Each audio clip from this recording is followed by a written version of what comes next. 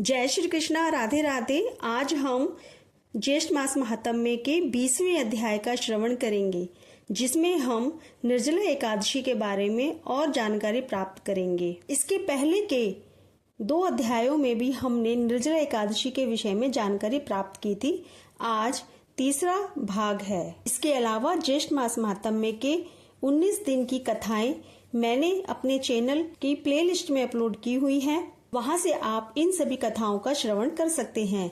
मैं इस वीडियो की डिस्क्रिप्शन में भी उनके लिंक दे दूंगी, वहां से भी आप उन सभी कथाओं को सुन सकते हैं। ज्येष्ठ मास महात्म्य को सुनने के लिए रोज प्रातः काल यानी ब्रह्म मुहूर्त में उठकर स्नान करके स्वच्छ वस्त्र पहनकर भगवान श्री विष्णु जी का पूजन करना चाहिए और ज्येष्ठ मास महात्म्य की कथा सुननी चाहिए। मैं आपको प्रतिदिन प्रति अध्याय के हिसाब से 30 अध्यायों का श्रवण कराऊंगी। आइए अब कथा को प्रारंभ करते हैं। पिछले अध्याय में हमने सुना था कि व्यास जी ने भीमसेन से कहा कि राजा पुलिंद क्रोध के वशीभूत होकर गर्व से बोला कि यह एकादशी कौन है और इस दिन किसका व्रत किया जाता है।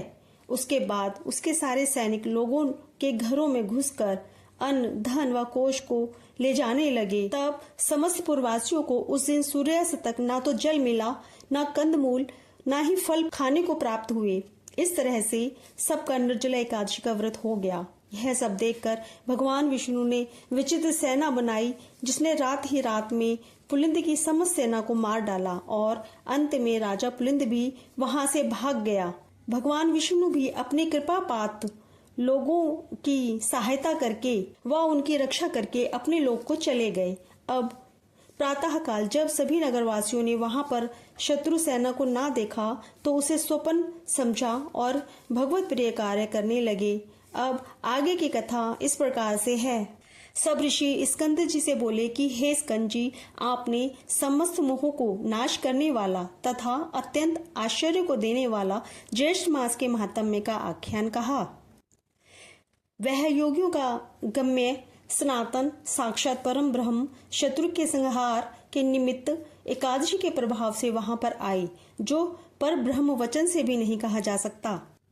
इतना कहने पर ऋषि लोग फिर कहने लगे कि हे स्कंद जी, उस राजा पुलिंद ने दुखी होकर फिर क्या किया। स्कंद जी बोले कि हे ऋषियों, वह शोकातुर राजा अपने बचे हुए कुछ सैनिकों के सहित शीघ्र अपने नगर को आया और अपने नगर में राज्यभार को संभाला और शत्रु के पूर्ववासियों के वचन का मन से ध्यान करता हुआ एकादशी के प्रभाव को स्मरण करने लगा, जिसको स्वयं उसने अपने नेत्रों से देखा था। इस प्रकार चिंता में मग्न राजा का बहुत समय व्यतीत हो गया और अधिक चिंता मग्न रहने के कारण उसके शरीर में केवल हड्डी और चाम मात्र ही रह गया। तब राजा पुलिंद ने अपनी पुत्र को राज्य देकर स्वयं अपनी स्त्री को साथ लेकर वन को चला गया और वहां जाकर वानप्रस्थाश्रम ग्रहण कर लिया।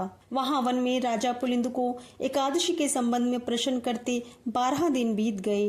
वह सबसे यही प्रश्न करता था कि हे तपोधन, एकादशी के व्रत की क्या विधि है, जो व्रत तीनों लोकों में दुर्लभ, पवित्र और भगवान का अति प्रिय है। अहो, आश्चर्य है, मैंने उस एकादशी व्रत का महान आश्चर्यकारी कार्य देखा था, इसमें संशय नहीं है।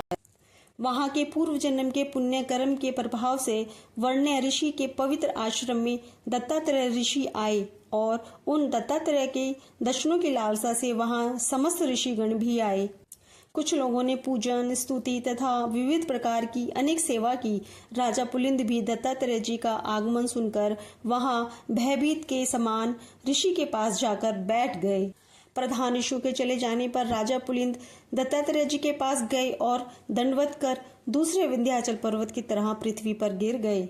दत्तात्रेय जी राजा से बोले कि हे सौम्य, उठो उठो, तुम कौन हो और किस लिए यहाँ आए हो। तुम्हारे दुख का जो भी कारण है उसको तुम मुझसे कहो। दत्तात्रेय जी के वचन को सुनकर अत्यंत दुखी होकर वह पुलिंद राजा नहीं उठा।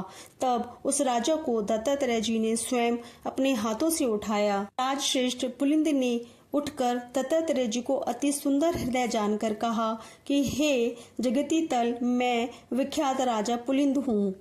हे तात, थोड़े ही समय में पृथ्वी मंडल को जीतकर और गर्व में आकर मैं सेना सहित राजा प्रचानवाही के नगर को गया। वहां जाकर उस विष्णु भक्त राजा के नगर को पीड़ित करने पर कोई ग्रामवासी मेरे पास आया और मुझसे प्रार्थना करने लगा कि आज श्री हरि का पवित्र दिन है, आज और कल 2 दिन के लिए उस राजा के विषय में क्षमा करें, क्योंकि समस्त नगरवासी व्रत में लीन हैं।